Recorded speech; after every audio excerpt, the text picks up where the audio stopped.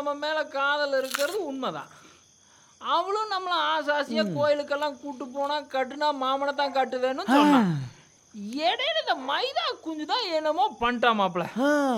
அவனை நினைக்க தான் எனக்கு ஒரே ஆத்திரமா வருது மாப்பிள்ள. அவனை ஏதாவது ஒன்று பண்ண.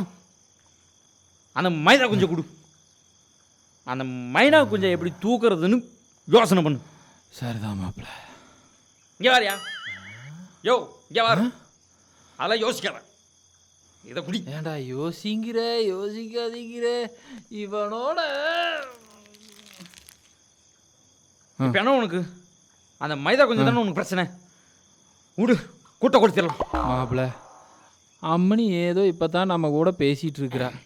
நீ பாட்டுக்கு காட்டை கொளுத்துறேன் கூட்ட கொளுத்துறேன்னு அம்மனிக்கு நமக்கு நடுவில் பந்தத்தை பற்ற வச்சுட்டு போயிடாத மாப்பிள்ள.